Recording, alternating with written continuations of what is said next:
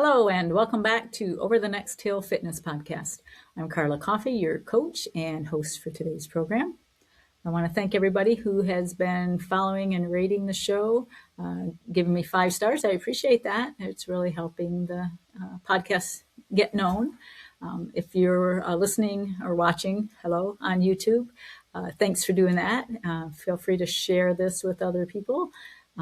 If you're not watching, that's okay. I just got on this warm gray jacket, keeping me warm. You're not missing anything. Hair's always goofed up, so you're not missing anything by not seeing. Today we're going to be talking to Nicole Gray.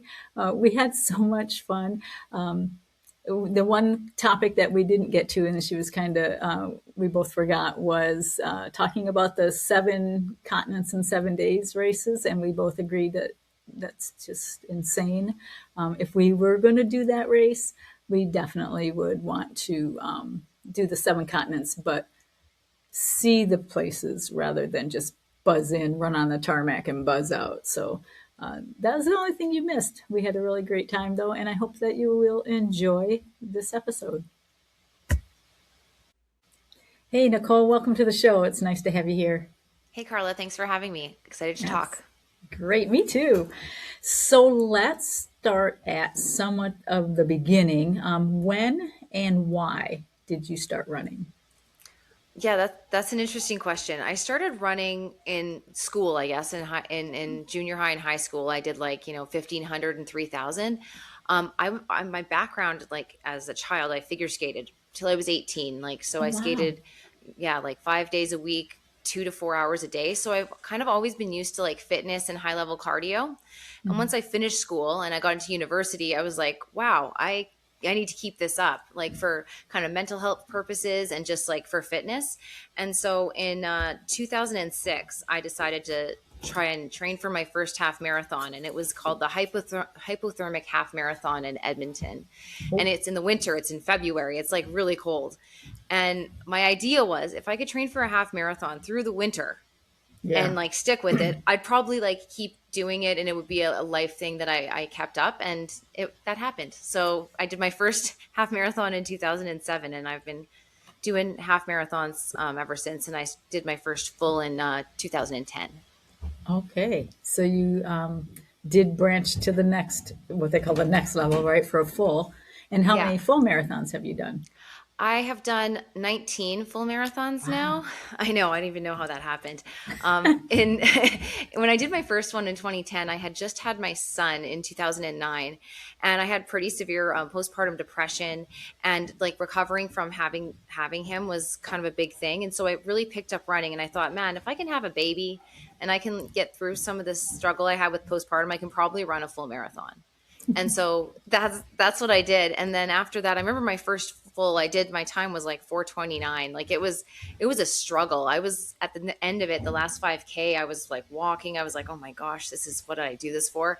And I ran into this guy, Peter Neiman, his name is. He's run, I think at this point, over 100 marathons.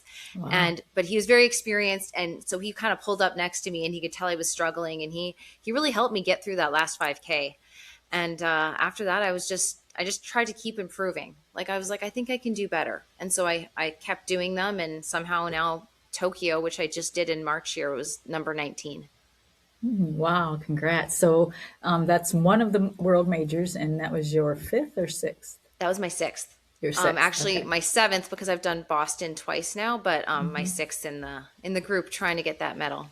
Yeah, congratulations on that. We kind of hit to the big explosion real quick in 2 minutes. So yeah, I know. Now, are you going to go for it's Australia and Cape Cod, right? It's 2? Australia, and so Australia is number 7. There's 2 more that Cape are Town. up. Sorry, Cape Town is Cape up. Town. Potentially, it hasn't been finally approved. And then they also said that Shanghai is coming up. And so apparently Abbott's saying that they'll have a 6-star medal, which I now have, and then they'll have a 9-star medal, which you could also get. I definitely want to do Sydney. I think I'll try and do it in 2027. But we'll see about the other 2 and if they get actually approved and how the travel is for them. I know I've looked at the route for Cape Town. It's a hard race. Like, it is hilly. Is that right? Yeah, it looks really hard. So I'm like, I don't know. You can I do it. Yeah, I mean, I feel like, so I'm doing Boston in like less than a month here. And so that'll be number 20. And so I feel like I'm going to slow down on the fulls for a bit and maybe even focus more on halves and 10Ks and then do Sydney in 2027. I did a bunch of fulls kind of trying to get into Boston and then trying to finish this. And it feels like I need to like get back to the love of running and less of the deep level Yeah. training that you have to do when you do multiple full marathons. So it sounds like you were averaging what, two a year at least? Two marathons a year? Some years it's one, some years it's two. This year, like in the calendar year, I did Boston last year on April 21st, which is my birthday. And Boston this year is on April 20th. So this calendar year, I will have actually done three marathons, technically. Wow. I know, which Okay. is kind of crazy. Do not recommend. I think I think one marathon a year is more than enough. But Yeah. you know, you do what you do. Yeah. Yeah. And you do what your body will let you do, you know? Some people Exactly. can't do one and some people can do four or five, whatever.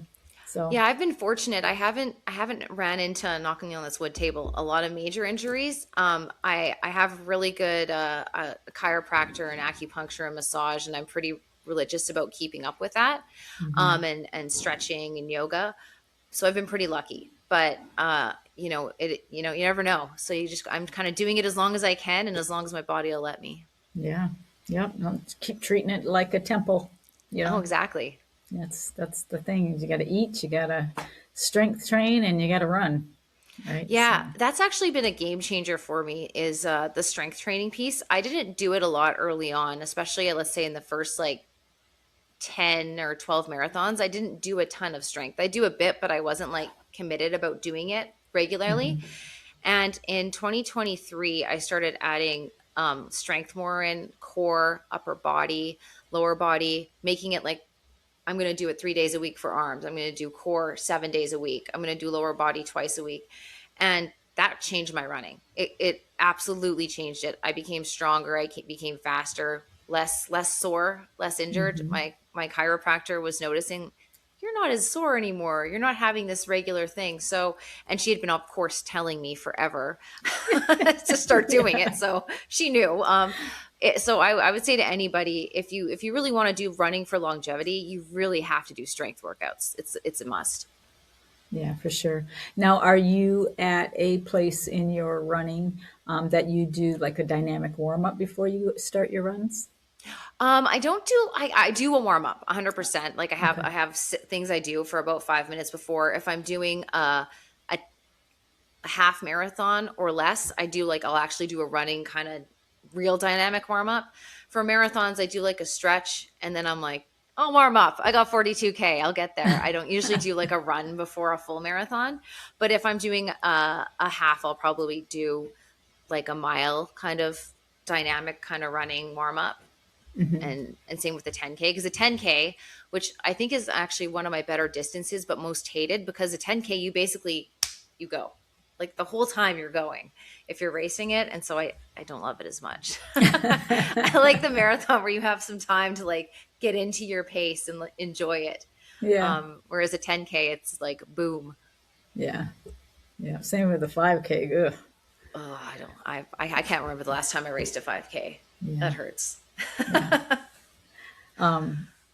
So, what was the catapult to make you decide you wanted to do, other than having a child and you wanted to do a marathon, but to go into from that into marathons, but then deciding you wanted to do the majors? What was the stream there? Yeah, that's an interesting question. So when I grew up and I started doing marathons, I had a couple friends that were around me, women that I kind of looked up to and ran with. And I'm from this smaller town in northern Alberta called Whitecourt, and a bunch of them had done Boston. And a lady that I worked with, her name's Barb, she had also done it. And so, when you get into running and you get to know people in the running community, you start to know people who have done this, and you kind of think about it, and you're like, man, one day, maybe when I'm like 60, I'll qualify. Like seriously, this is what I thought. When I'll like qualify for Boston, it'll be amazing. Because again, remember, I started at like a 4:29 and I quickly got to 4 hours. But even from getting from 4 hours to like the 3:30 that you need to qualify for Boston, that's a long way to go. And so I kind of Mm-hmm. started chipping away at it, and it didn't become real until about 6 or 7 marathons in. And I think I got like a 3:45 or something. And I was like, you know what? I think I could get there. And so Boston became this like goal. It was like on a hill for me. And every race I did, I was just, that's what I was trying to get. I wanted to qualify for Boston. I didn't even know, if I'm going to be honest with you, about the other majors. Yeah. I just knew about Boston. Yeah. And so in 2017, I trained really hard, and I had a couple near misses, like where I was 4 minutes off or 5 minutes off, which is heartbreaking. Mm. I ran in Phoenix. They have a really great race, and there's a little bit of a downhill. It's the Mesa Marathon. Anyways, I ran that, and I qualified with a 3:29:20. I still have it in my soul because it Yeah. was such a big deal for me, and Yeah. I qualified for Boston, which was insane to me, way sooner than I thought I would. And so I ran Boston in 2018, which is that really bad weather year. and Yeah. and that's kind of, so that it was really examples of people around me. And then I'm a very competitive person with myself. I just Me too. I want to beat myself usually when I'm running. Like when we're racing, it's not about me like going out and beating you.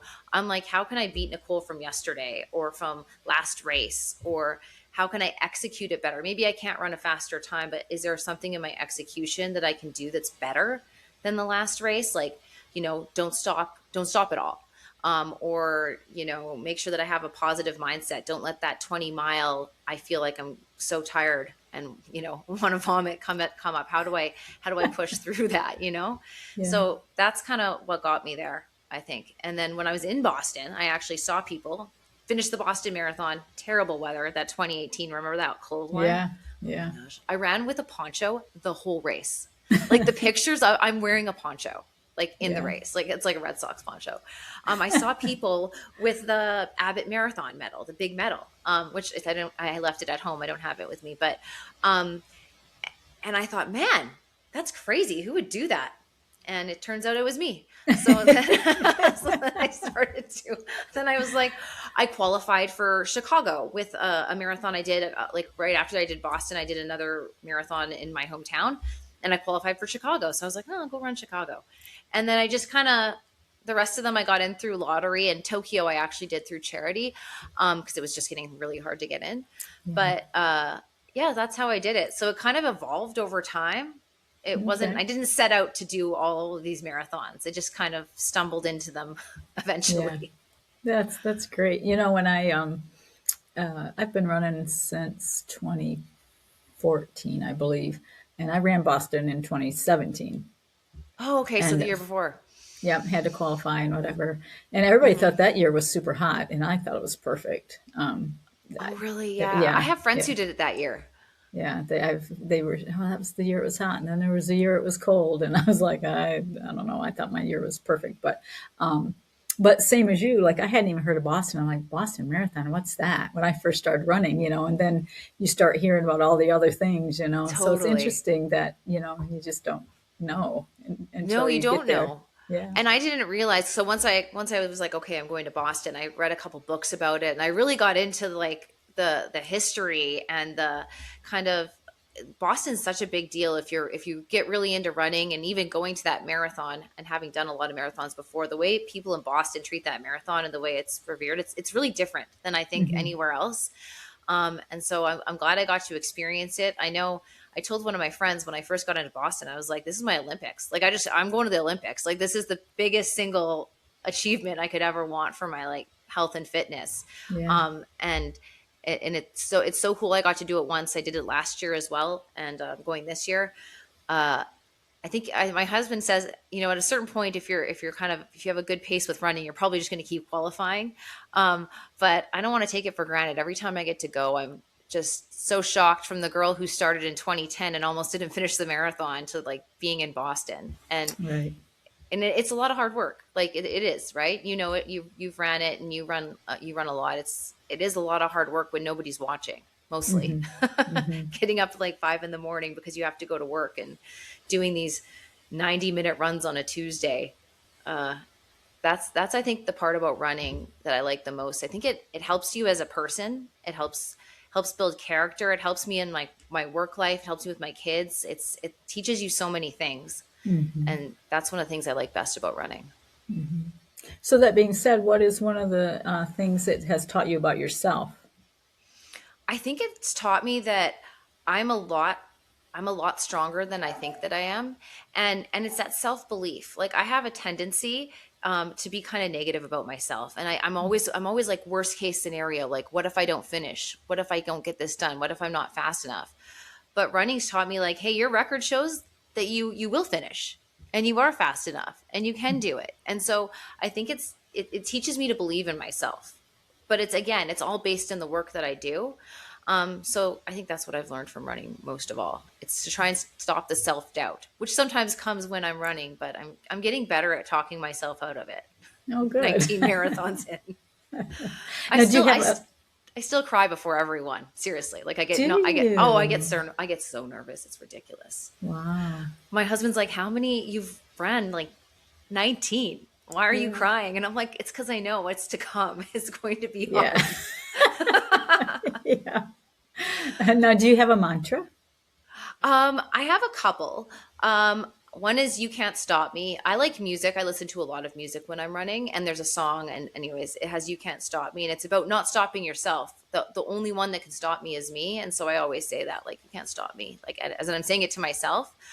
Um, I also I also tell myself like you're doing this. Not like you can do it, not you will do it. You are doing this. And I kind of say that repeatedly to myself sometimes in the race when it gets tough.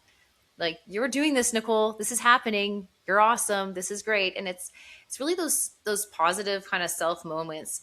Um, I I listen. I run with Peloton a lot. I have a treadmill, and I use the app, and I find so many kind of good little mantras and tricks from some of the instructors that really stick with me. And then they come out at the weirdest times. Like I did a run 3 months ago, and then I'll remember that one of the instructors said this one thing, and it helps me through the run. So I think people should always try and talk to yourself if you're feeling down, and change the channel.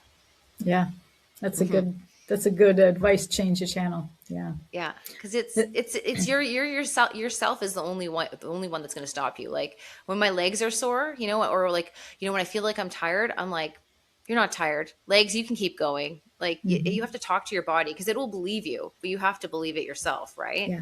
Yes. Absolutely. I had just said that to a client today that I was with. That your mind is very powerful. I said I never go into a race thinking I'm not going to finish Hmm. ever. I always Hmm. am thinking, man, I am going to crush this. And when I'm coming up on mile 20, because that's kind of where the race starts, right? As we It know in a does. marathon, it starts at mile 20. I'm going to start passing people because Yep. they went out too fast. They got in their heads. That's not happening to me. I am passing them people. And, so I especially, love that. Yeah. I really feel bad sometimes when I would run a marathon and it'd be hilly and the young guys have gone out too fast, right? Hmm. Because You there's see them, always a they few. blast off. You're like, where are you Yeah. going, man? Yeah. It's like we got 40K. Yeah. So this particular race, I think it was in Missouri, and we were running. They had part of the 4-lane highway blocked off, and we had lane, Uh-huh. and it was hilly. It was either Missouri or Kansas. I'm pretty sure it was Missouri. And there's this young guy. I could see him. He was probably a quarter mile ahead of me, Hmm. and at this point, I was I think I just started learning the run walk, the Jeff Galloway run walk, Yeah. and I was just practicing that. And so here I'm coming along on this highway, and he's starting up another hill, and he turns around and looks, and there's no way he could hear me, right? But I go, "Yep, I'm coming for you." And I was running, and he was walking, and he tried to run, and he couldn't. And sure enough, I'm like, "Yeah, I'm passing this guy." And I just, I stayed at my what I was doing, my run walk, and I sure enough, I passed him, And so that is kind of, I am competitive with myself, but I'm also, if I can see somebody I will work as hard as I can to pass them Oh, no matter I love what, when you people know? are in front of me in races. Like if let's say Yeah. you're wearing like I don't know something like you're all in red, and I'm like I'm going. That's you're my Yeah. person. And Yeah. it's like I use it as like a tractor beam. Like how do I kind of pull myself into that person to try and then you kind of skip ahead. I love that. Yeah. And it is true. Like the run walk, I started with run walk. I don't I straight run now, but run walk is such a great thing and it works really well. Hmm. And I was getting like pretty good times. Like I did 1:45 with a run walk, like in a half marathon. Like Hmm. it's such a good way to train. Now I find it's easier for me to just keep running. Like slowing down to the walk, I find difficult now. But I loved run walk, and I'm big on what you're saying, like the negative split. And I always try and start slower. There, I actually say out loud. Did it in Tokyo. I'll do it again in Boston. I always say out loud, slow down. Like I'll say it to myself, slow down, Yeah. like for the first kind of 10K at least. And sometimes people look at me and I'm like, not you, you do you, you keep going. You're Yeah. not going to slow I'll down. pass you in a little while. You keep Yeah, going. you go. But I have to say it like out loud because you Hmm. know how you feel when you start a race and it honestly any distance, you feel so good in the beginning. Oh, yeah. You're like, oh, I feel amazing. But I always try to tell myself, and I did in Tokyo, future Nicole needs you to not run this fast because she is not going to be able to run, in the back bit. Yeah. Actually, it's kind of a double edged sword because I'm always trying to go slower, but then there's also the belief in what you can do. So my coach always gives me these plans, and I always look at them, and I'm like, that's crazy. Who's like, do you have the wrong client? Like, is this really my time plan? But he has such a belief in how I can execute it. And so sometimes I feel like I hold back too much. And he's always like, I think you can do more. And so I'm learning to kind of trust him and lean into that. Hmm. And just trust it. There's this song by Pink called Trustful, and I always have that on my race playlist because it reminds me like you're trusting your training, you're trusting your coach. You just have to just go do it and stop thinking Hmm. about it. And that was a big thing for me because I feel like I always held back too much. I don't know if you have clients like that where you're like, you can push harder, but there it's almost like I want to save it. But eventually you got to let it all go. Yeah. And what are you saving it for? Yeah, it's like there's like 5K left in the race. Run. Yeah. Yeah, for sure. Yeah. Yeah. That's great. I am very much like I see some people I have online, right? I have some Mhm. online, but then I have people in person too. Mhm. And especially, I do a lot of personal training in person, and they'll say, "What am I doing?" And I'm like, "You're going to lift this," and they're like, are you sure? I'm like, "Yeah, I got you. You got this." And they're so surprised that they can do it. And I'm like, "Yeah, I I knew you know. could do it."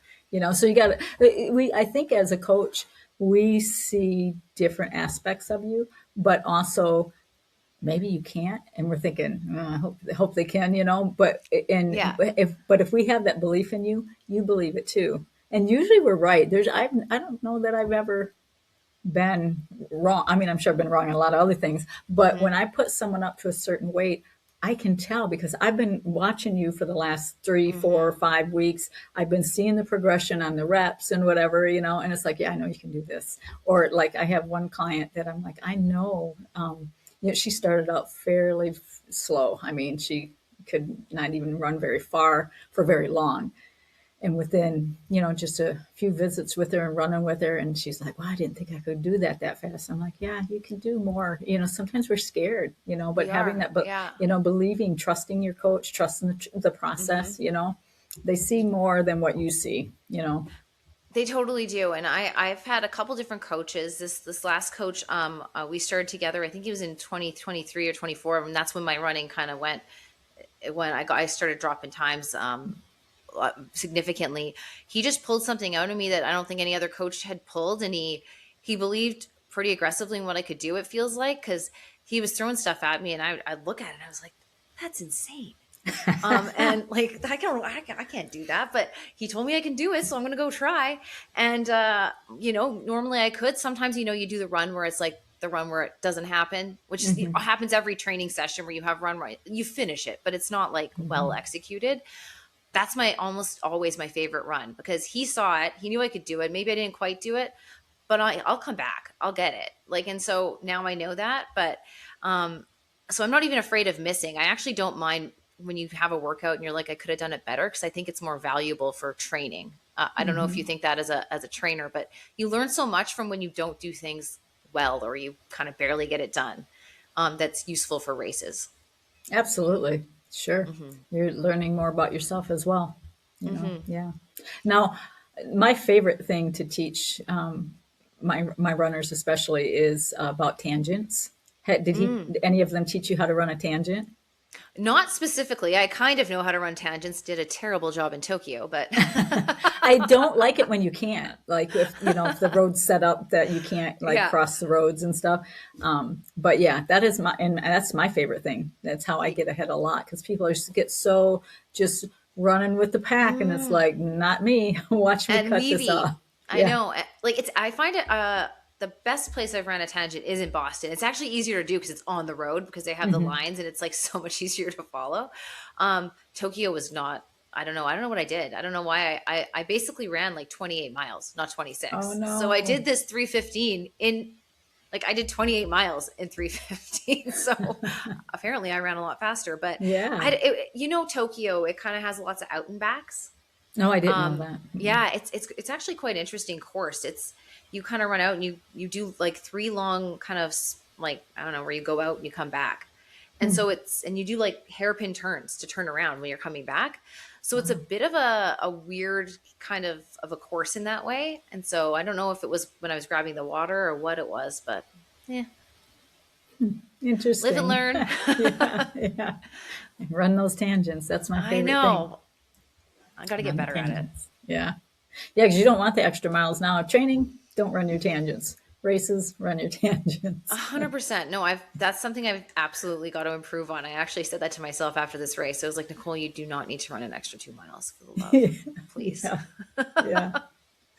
So, what was it like for you learning to fuel? Because that's Yeah, always everybody's like, oh no, what do I do? I know fueling was always really strange. I started running in Alberta here, where I live in Canada, with a group, the running room, and the founder of the running room. They have run groups, and so that's kind of where I learned a lot about it. They do, like, so you do a run group and you'd run with them one day during the weekend, on the weekends, and they'd have talks where people came and talked to you. So that's how I kind of learned, like, hey, if you're running for, over an hour, you're probably going to need to take something. And when I started with like gummies, and found out that didn't work. And it's really been, I don't know how long I've been running for, like almost 20 years. It's been a long evolution of what my stomach can handle, because I have a really sensitive stomach. Mm. And so I've discovered over time, I like a gel. I'm really into the Morton ones right now, because I was into certain different brands that had more flavor, but I found like it didn't work out well. But so that's kind of what I'm doing right now. The timing of it always changes, because I find when I'm doing a long run, I can pull out the time between a gel longer than when I'm racing, obviously, Oh, because I'm sure. running harder. And so my coach really helped me figure that out. I was telling him, hey, this is the intervals that I take the gels when I train. And he's like, hey, well, when you race, go down to this.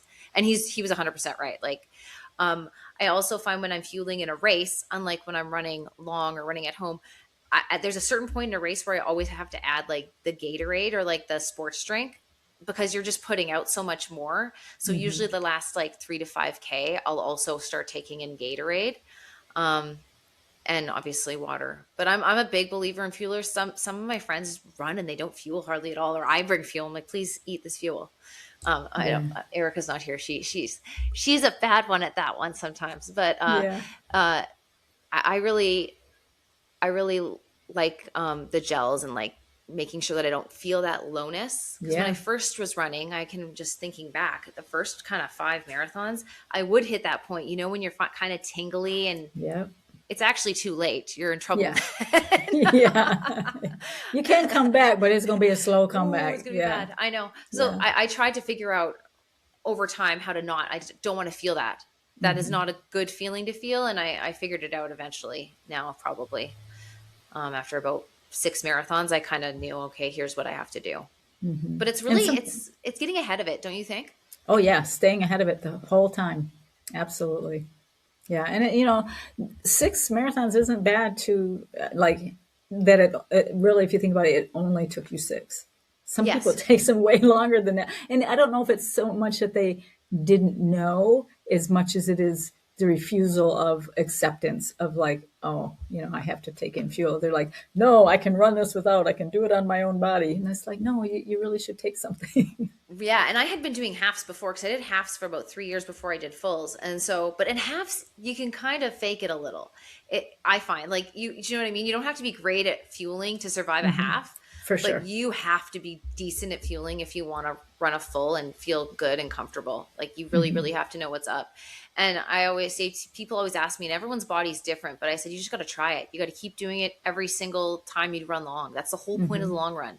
And also with clothing, like I don't run a race in something I haven't run multiple, like clothing wise. Like Yes. I always do short runs, long runs in my race outfit a couple of times, make sure I know how it fits.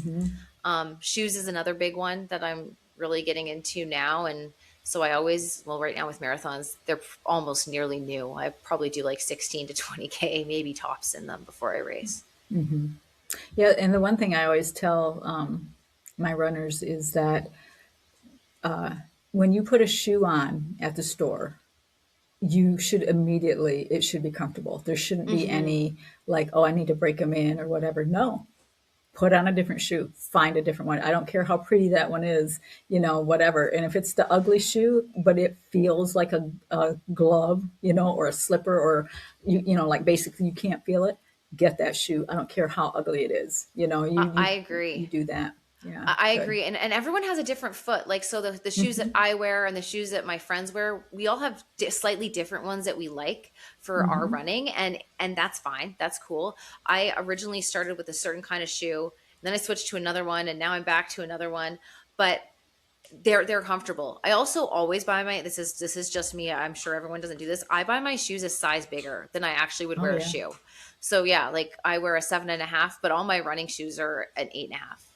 Um, I used to just find in the beginning, I was like, you can have the odd toenail fall off, but it was like a bad situation. And so then I went a size up and it got a lot better. Yeah.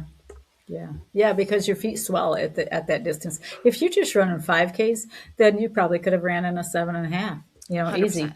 But once you get up past the half marathon, your feet are going to swell almost always by the end. So yeah. Yeah.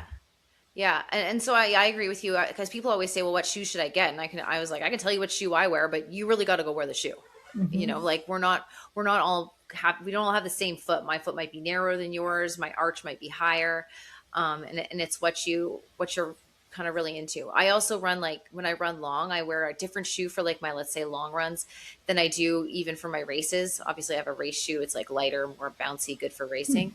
I use those ones for like the tempo kind of speed runs. I'll Yeah. wear the same kind of shoe. And it's made a huge difference. I just started doing that in the last like 4 marathons where I have like a really good speed racing shoe. Nice. Yeah, that's great. And where did you come up with that idea? Well, a couple of friends of mine, they had done that as well. And then I know a lot of the, really insanely professional runners usually have, shoes that they run in and shoes that they race in that are more of a race shoe. And so the shoe I'm racing in is like, the A6 Meta Speed, I think it's called, those ones. They're really, really light, like really light, but they've got a pretty big toe drop. And so, a couple of my really good friends, kind of also did that. So I thought, oh, I'll try this out. And it made a huge difference because sometimes the ones I like to run a long run in a really good cushion, like deep cushion, really stability, which is fine, but it's not necessarily the best for like trying to race faster. And I am in my trying to get faster era for as long as I can. And then I'll be done that. Yeah. As long as I can keep getting faster, I thought I'd keep trying. Yeah. Yeah, because those big pillowy ones probably feel like shoe boxes on your feet, like if you're trying to go fast, right? It's, Where it's you, true. yeah. They Yeah. feel like shoe boxes and they're kind of like, when you're like trying to race after a while, they all almost feel heavy. Like the ones that I have, they don't weigh anything. They feel like nothing that I race in, and my other running shoes are a bit heavier. Yeah. So I don't know, maybe it's an advantage that on race day my feet feel a lot lighter than usual. Yeah. That's great. So what do you have on your docket for sure that you've signed up for? For sure, Boston coming up here, and then nothing Oh, actually. I haven't signed up for anything. I was playing around yesterday. I might do the half marathon in my city here in August, or I might do the 10K. I don't know. I feel like because I just did Tokyo and Boston, they're just so big. I don't know yet, but usually I do a marathon and a 10K and a half. So that's kind of like my usual race thing.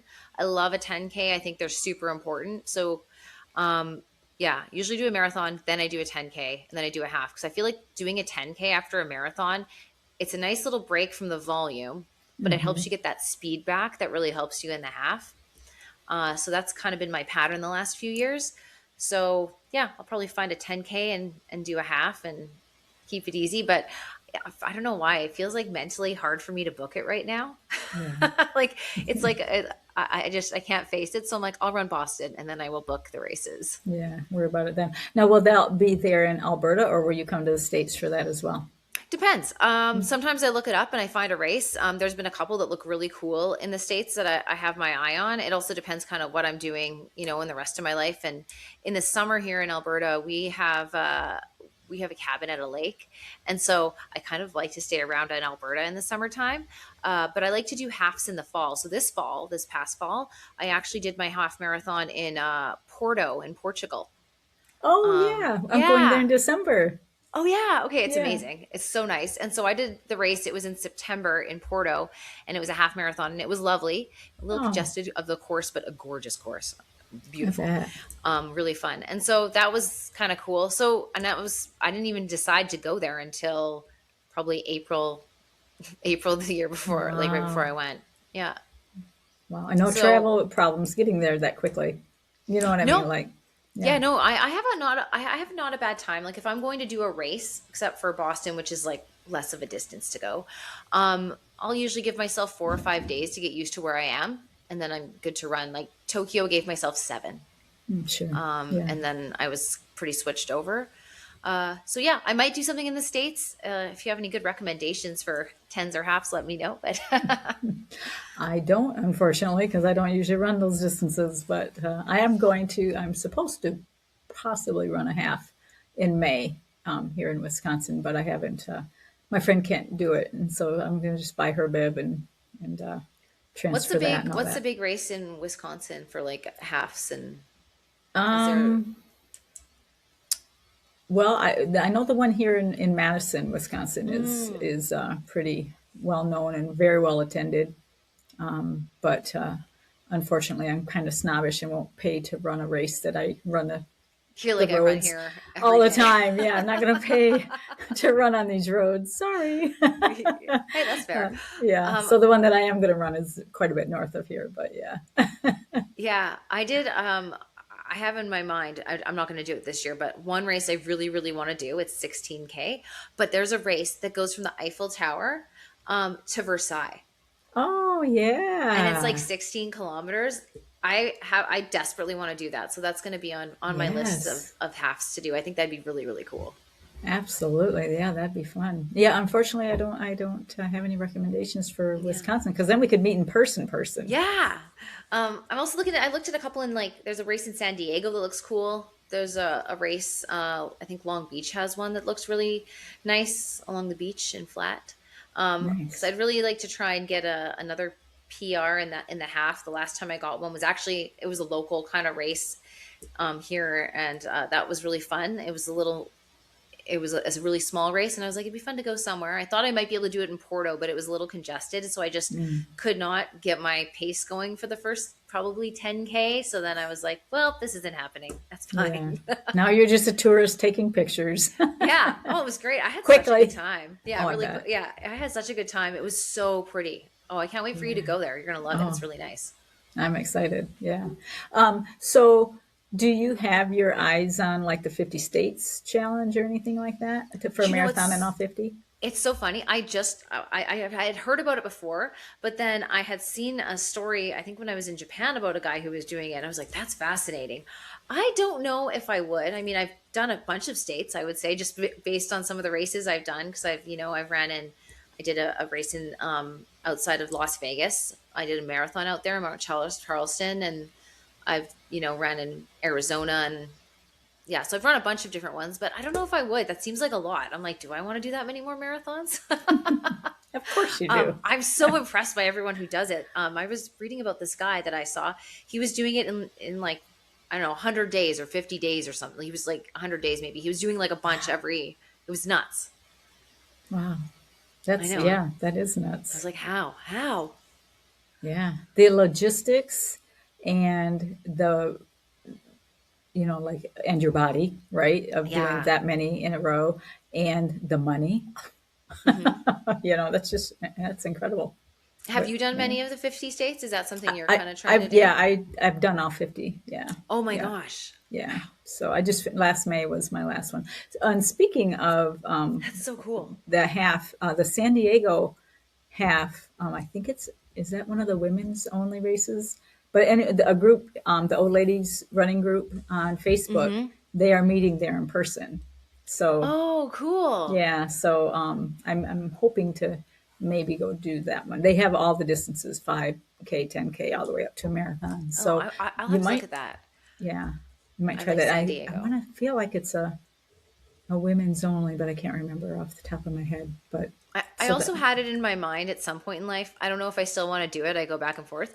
I kind of always wanted to do the Goofy, like in Disney, where they do yes, or like I've always wanted to do that, but then yeah, it would be a different kind of running, and that's what I'd have to get my head around because it's not like you're racing the marathon and the half. It's more like you're just it's you're like doing an ultra. You know, hmm, it's a different kind of racing, but I think it'd be a cool thing to do and to yeah, see if your body could do. I mean, yeah. obviously it's probably doable. It sounds really hard right now.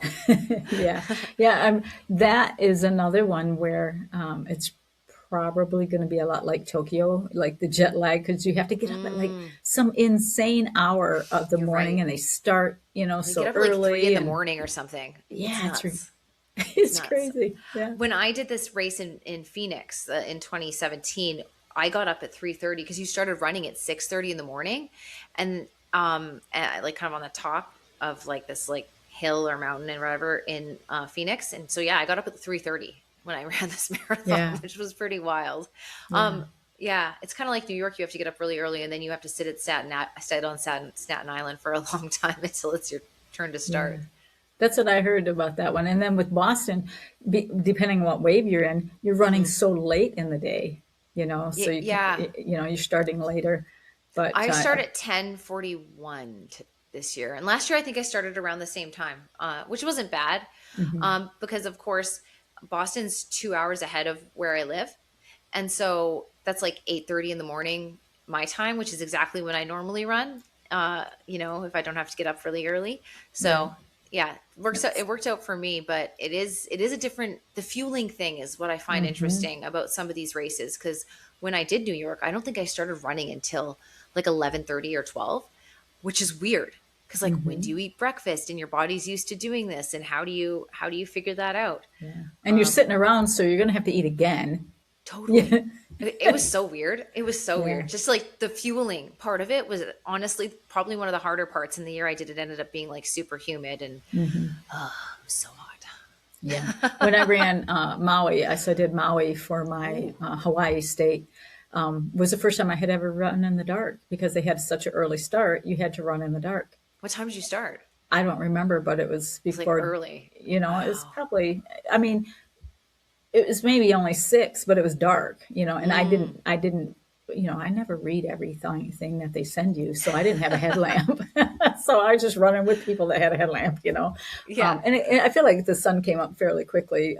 So it wasn't, and there were street lights and whatever, but just still running that, in the dark that was a new thing for me. So you get all these new little things thrown at you sometimes because you don't read, or like I probably Hmm. wouldn't have practiced it anyways. Maybe I would have brought a headlamp, but I wouldn't have practiced running in the dark, just like we don't sit around and wait to go run.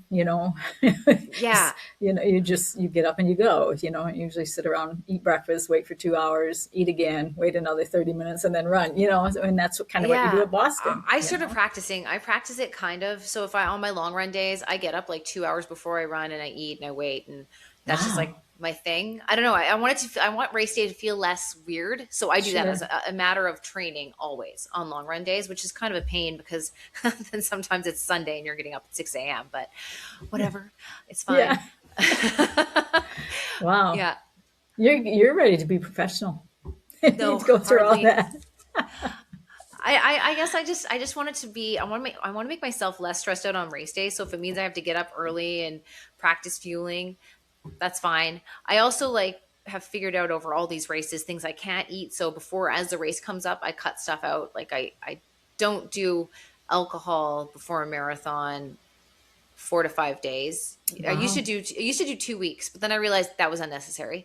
And so through process of elimination, I have it down to 5 days or so. I have a hard time with dairy, so I start cutting that about a week before. Like there's just certain things that I just cut out of my diet before the race. Wow. And I found I'm not good with pasta. So this is the thing. Everybody before a race is like having pasta dinner the day before the race. And when I started, I was like, well, that's what you do. That's what everyone does. And so I did it. And I always would have stomach problems when it just did not work for me. I don't eat a lot of pasta, like Yeah, me generally. either. Yeah. So I've discovered that what actually works for me is a steak dinner with a baked potato and vegetables, and that is what I have. So when I was in Yeah. Japan, I was on the hunt for like, where do I get this normal dinner, which I found, Oh, and good. that's what works for my body. And Yeah. so that's what I did because the pasta did not work for me. Yeah. My very first half that I did, they had a big pasta dinner for us, Yeah, and I thought, yeah, that's what you do. You eat it. I felt so miserable, just like I felt my legs were so heavy the next day.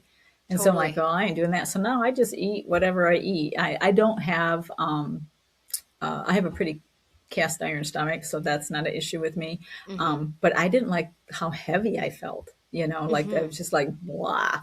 So I haven't done it since then, and that was back in like 2014. So I basically eat whatever, like I'll have a burger, or if there's Yeah, steak available, I would eat, just like my normal meal, chicken, whatever. But exactly. I don't eat pasta in my daily life. Once in a while I'll have mac and cheese, but Hmm. even then it's just not a thing that I enjoy. So Yeah, I don't yeah. eat a lot of it either. And I don't know why either. I like bread. I love bread. I love sourdough. Oh my gosh. That's my favorite. Yeah. I had a Yeah, grilled I cheese like before bread. we came on and it was so good. It was sourdough. It's Oh, amazing. well, now we're going to turn this into a food channel. I love it. Yes. Everyone's going to be like, what? I thought we were talking about running. Yeah. So speaking of that, is there anything that I haven't asked you that you would like the people to know about you? I'm trying to think.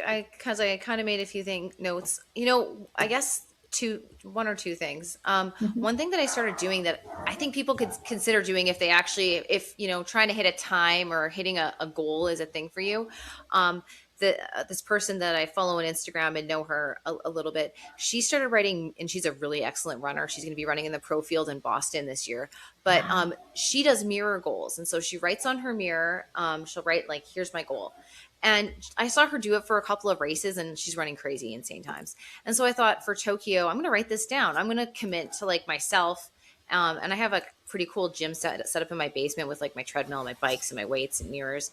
So I wrote on the mirror the time I wanted. I wrote 3:15 XX because I don't really care about the seconds. Like it could be Sure. 3:15:59. That's great. Still 3:15. Um, and so it actually helped because when I was training, I just stared at it and it was looking at me, and I was like, I was feeling it. Do you know what I mean? And Hmm. so, more so than any goal I've ever set for a race, having that goal look at me when I was training for 3 months was pretty impactful. And I thought about it a lot. And I think it actually helped me get my goal. And so, I've done it again, even though I'm not really sure how this quick turnaround of 7 weeks is going to pan out for Boston.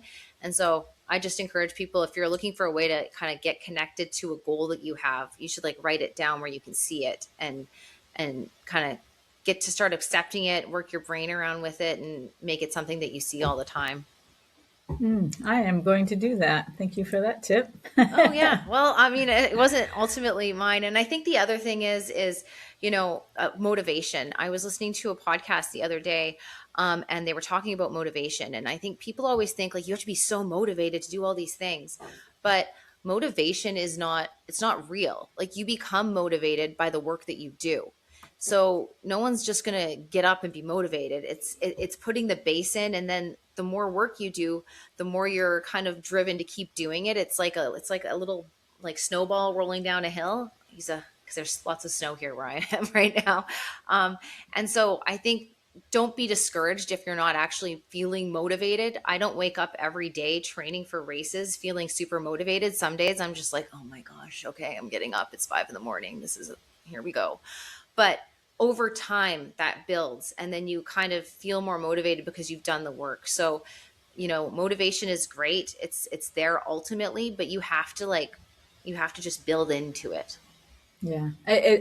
I wouldn't say I ever feel motivated. I think it's more, I enjoy running, right? Yeah. So I would do it for that reason because I enjoy it. But also it's discipline. You Yeah. just have to have the discipline, I really. agree with you. And it's like finding, I think for me running too, you can have a bad day and you can go for a run and just to me everything just kind of falls away. And Hmm. it's so refreshing. And I know a lot of friends some of my friends are like, I don't get this running thing. And maybe it's not running for everybody. Maybe some people it's Hmm. biking or it's rowing, but I think it's like the movement. Everyone has to have a movement, I think. Everyone to some level, it could be walking where you Hmm. can like just and that's kind of what running is for me. Yeah, me too. And Mhm. sometimes I do get jealous when I'm not running and I see people running. I know. Oh my gosh. Or like I'm driving to work and this person's running and I was like, I wish I was running. Yeah, yeah. One time I was driving in this area, and I don't remember why I was on that side of town. I think it was work related. Um, and there was a path, and I had never run on that path. Hmm. And I said, I'm coming back I need to run on that path. And I will see that, like if we're on vacation somewhere, and I go, I Yes. could be running on that path right now. Or I could be running on that path. So that to me it's not I necessarily feel seen. motivation. Yeah, I it's tell my just husband that all the time. I'm like, we should go run there and we should go run there. And he's yes, like, oh my you're gosh. out of your mind. I often do. Like when we were in Kyoto, I had to do like a couple runs before the race. And we did this beautiful run along this river around 17K. It was glorious. One of my favorite ways to see anywhere I am, whether I'm doing a race or not, is go for a run. Hmm. It's just so nice to see it at run level. Yeah, yeah, I agree. Totally agree with that. Yeah. Well, do you have any last words of wisdom for the listeners and the watchers if they're watching us on YouTube? Not really. I think I said it all. Just keep pushing yourself and be relentless in whatever you're trying to do. It's not always going to be easy, but I think my running journey showed me from where I started to where I am now. I wasn't naturally amazing at running. I had to work at it, but it's so worth it. And I'm so happy that I kept pushing myself and didn't stop after the first marathon or after the setbacks where I had races that didn't go the way they are. So just keep being relentless and push yourself. I love that. Yes, Yeah. be relentless. Well, thank you so much, Nicole. It was so great to learn about your journey and hear all your stories. That was so great. I will look forward to maybe you on your ninth star. We will do this again. Oh, that would be fun. It was so nice to meet you. Thanks for inviting me. This is my first Yeah. podcast that I've ever done, so this is really Oh, exciting. well, you're a pro. You're doing great. Thanks. Thank you. Bye bye. Okay, bye. See, I didn't lie, did I? That was such a fun episode. We had a really great time. And we did talk about me maybe doing the provinces. And apparently there's 10. So that's more marathons for me. So we'll see. We'll see how that rolls. Again, thank you so much for following, sharing, and rating the program. You can buy me a cup of coffee. There are some other things in the show notes where you might get some discounts. If you are interested in that, please feel free to check out the show notes. And as always, running doesn't get easier, you get better. Have a great one.